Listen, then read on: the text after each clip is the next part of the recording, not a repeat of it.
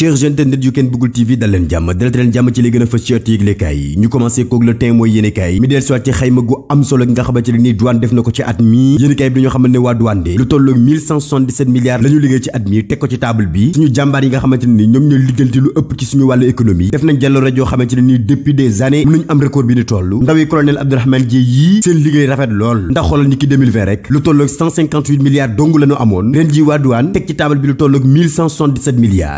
yéenekaay ne jafe-jafe kay fi mu nekk dëgg moo di ci Ismaïla Sarr mi nga xamante ni bu ñu moytuwul du jouer Coupe d'Afrique des Nations bii yéenekaay bi desuwaat ci kàddu Augustin Senghor mi doon xuloo ak responsable club bu Ismaïla Sarr bii di Watford moom président fédération sénégalaise de football bii di ñu nettali coow li nekk ci digganteem ak club bu Ismaïla Sarr bii ndox ñoom waa club ba la ñu xamle moo di Ismaïla Sarr munta ñëw ndax mbas bii di Covid-19 dafa commencé waat yaatu foofu ci Afrique teg ci moom Ismaïla Sarr dañ ko waroon a convoqué bu yàgg ngir club bii mën a xam ndax dañ koy bàyyem déet Augustin Senghor yemul foofu ndaxte mu ngi xamle ne club bu Ismaïla Sarr bii dafa yab Sénégal te li ni mel nag dootuñ ko mayti benn fédération wala benn club di ñu ko teg ndax ñoom club bii dem nañ ba naan sax dañuy porter plainte équipe nationale bu Sénégal gii te lii nag dafay bëgg a ëpp yéenekaay bi sa wet gi duñu xibaar ne projet d'investissement bi gën a rëy ci Sénégal mujjee nañoo teg premier pierre bi niki démb yéenekaay bi desaat ci pooru Ndaayaan bi nga xamante ni Macky Sall lancé na premier pierre bi niki démb ci espace bu tolloog 1200 hectares yéenekaay bi ñu xamal ne alal gi ñu ci dugal rek toll na ci 410 milliards port bii nar a ëppee pooru Ndakaaru bi ñeenti yoon moom président de la République di xamle ci biir yéenekaay bi ne defarug port bi dina toll ci ñeenti at état bu Sénégal bi rek dugal na ci lu tolloog 40% te ndaw ñi dinañ ci gis seen bopp ndaxte ñu bëri dinañ leen ci jël ñu liggéey moom président de la république di dalal xelu ñi nga xamante ne nii defarug port bii laal na leen na ñoom ñëpp dinañ leen jox seen ndàmpaay ñoom impacté yi nga xamante ne nii yëkkati nañ leen ci espace su port bii lii quotidien di ko dëggal ne investissement bu rëy nii kay mu ngi soog a am Sénégal gii te mooy port bu Ndaayaan bii nga xamante ne nii nar naa rëy lool te yaatu yéenekaay bi dañoo xamante ne lu tolloog 100 000 emplois fas yéene nañ ko cee jël te ñoom ñëpp ndaw yi Sénégal yi lay doon yéenekaay bi ne gis nga première phase bi rek luy tolloog 410 milliards lañ ci fas yéene dugal lépp rek ngir port bi mën a mat Vox Populi moom dalal Serigne Mbacké Ndiaye mu yekk lu mel ne xamee waaye wee askan bii rawatina Barthélémy Dias mi nga xamante ne nii moom Serigne Mbacké Ndiaye jàpp na ne du mës a jël mairie bi Dakar bii Serigne Mbacké Ndiaye wax ci duo bi nga xamante ne moo nekk ci diggante Amadou Ba ak Abdoulaye Diouf Sarr tey xam leen na gis nga ñoom ñaar ñii nañu yëkkatee ndóota dóorandóor ngir ñu gagné mairie bu Dakar bii ndax loolu doogu moo leen mën a jik Serigne Mbacké Ndiaye wax ci poste premier ministre bii nga xamante ne nii Macky Sall doogu ma mën a xam kan lay tànn waaye man Serigne Mbacké Ndiaye bu ma doon choisir Amadou Ba mii lay jël ndaxte gagné na profil yépp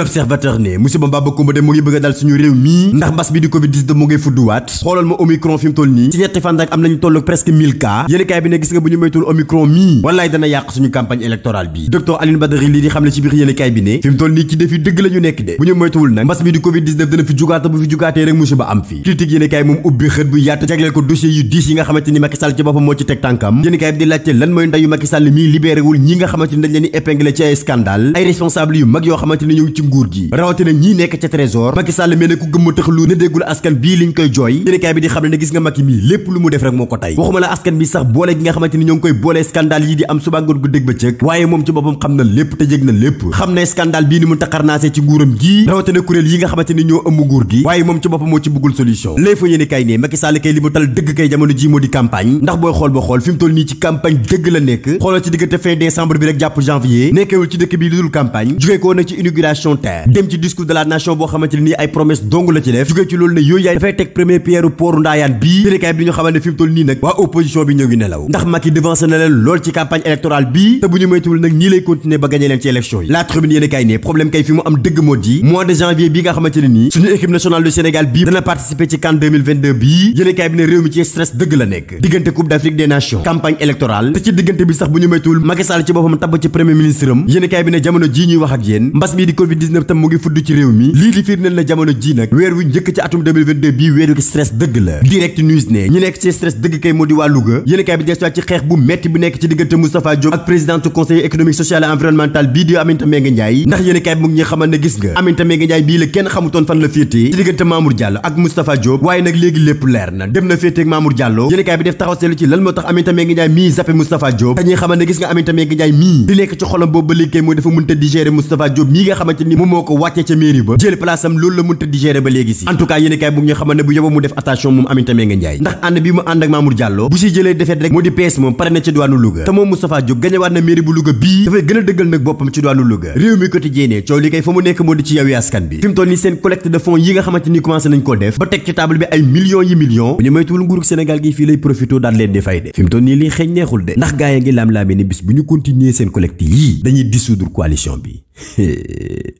am doolee neex ki rasulillah yan na jàmm yàgg kon baax nañ yéen ak jàmm ba suba ak jàmm incha allah